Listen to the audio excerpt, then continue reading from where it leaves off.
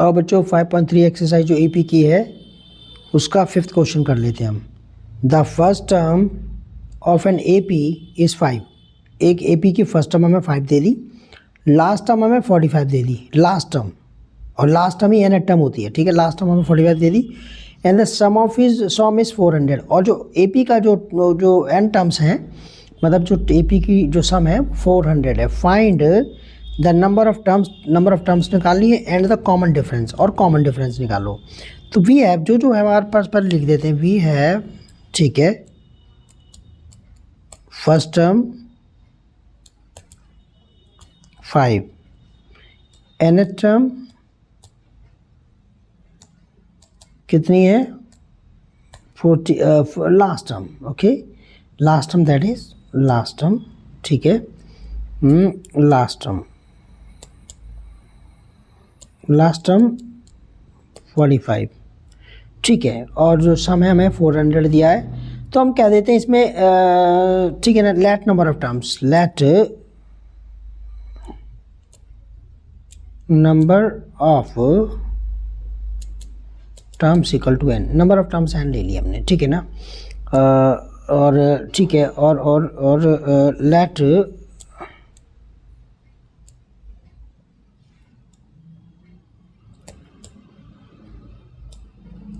Common difference d ले लिया हमने, ठीक है ना।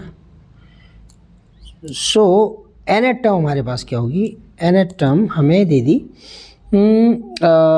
ठीक है। सो लास्ट टर्म यानी कि nth टर्म हमारे पास 45 ही होगी, वो लास्ट टर्म ही हमारे पास, जो लास्ट टर्म दे दी ना उसमें, तो nth टर्म ही लास्ट टर्म होती है, तो nth टर्म 45 दे दी, तो nth टर्म हमारे पास ये 45, आपने ऐसी करनी होती है, लास्ट टर्म को nth टर्म ही मानते हैं।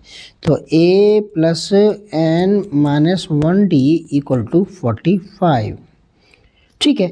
a की वैल्यू हमें पता ही है, फर्स्ट टर्म पता है 5 है, तो हमारे पास ये कितना हो गया 5 plus n minus 1d equal to 45, okay.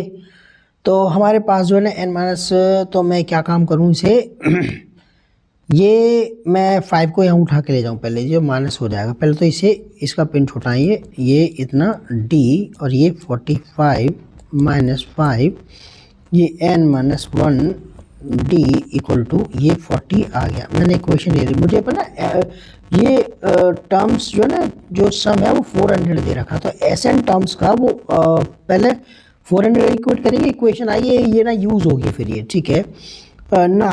अब हम क्या करते हैं, एस एन हमको दे रखा है उसने 400, ठीक है, और पहले फॉर्मूला लगा देते हैं n/2 2a n minus 1d, ठीक है, इक्वल टू 400, ठीक है।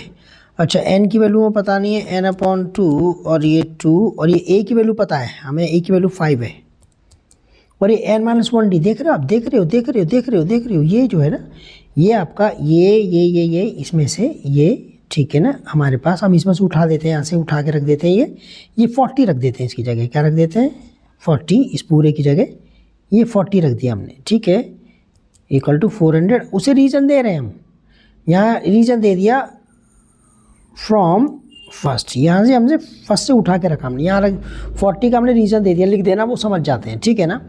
अच्छा, अब हमारे पास ये n/, हमारे पास n/2 बचा है, ये 2 5 से 10 हो गया, ये 40 है, और ये 400, ठीक है, ये यहाँ गया मल्टीप्लाई हो गया, तो ठीक है, मैं एम्प्लॉय से आसान ही नहीं लगा रहा जी, एक काम बढ़ जाता है वैसे ही, n और ये 10 और 40 को जोड़ा कितना हो गया 50, और ये 2 मल्टीप्लाई हो तो 800 हो गया, ठीक है, और n तो यहीं रहा, ये ना ये 50 इसके नीचे चला जाएगा, डिवाइड हो जाएगा इसमें, 800 डिवाइड बाई 50, ये आपके पास 80, और ये, ठीक है ना, 5 1 जा 5, 3 बच गया, ओके, 35 6 जा, तो ये हमारे पास 16 n आ गया, हमारे पास 16 आ गया, तो नंबर ऑफ टर्म्स तो हमारे पास 16 आ गया, ठीक है, नंबर ऑफ 16। नाउ अब हमारे पास कॉमन डिफरेंस भी कह रहा है, वो क्या कह रहा है, कॉमन डिफरेंस भी कह रहा है क्वेश्चन में, अब बुक सामने रख लिया करो, ठीक है ना, तो थोड़ा सा हेल्प मिल जाती है इसमें, तो या क्वेश्चन लिख लिया करो पहले ही। तो यहाँ पर हमसे डी पूछा उसने, ठीक है, डी उसने पूछा हमसे। तो यहाँ पर हमारे पास क्या था, डी हमारे पास इक्वेशन थी फ्रॉम 1 पे इक्वेशन n-1d, ये इक्वेशन n-1d इक्वल टू 40 दे रखा था, पहले लिख लेते हैं इसे। नाउ n-1d इक्वल टू 40, ठीक है। अच्छा n की वैल्यू हमें 16 पता लग गई है, ये d यहाँ लिख देंगे एज n इक्वल टू 16 है, ठीक है। तो ये 15 आ गया, ओके, और ये d, और आपको पता है कि ये d यहीं रहेगा, ये नीचे चला गया, ओके। तो sorry, d equal to 40 upon 15, ठीक है ना, 15, तो काटो 5 3 ज़ा 15, 5 8 ज़ा, तो हमारे पास कितना आ गया, 8/3 आ गया, ठीक है। तो d कितना आ गया बच्चे, ये आ गया इतना, 8/3 आ गया, 8/3 आ गया, ठीक है। तो हमारा नंबर ऑफ टर्म्स, हमारे पास number of terms equal to 16, common difference हमारे पास 8/3, ये आपका क्वेश्चन हो गया, ठीक है। ओके, नेक्स्ट क्वेश्चन करते हैं हम, ठीक है, ओके।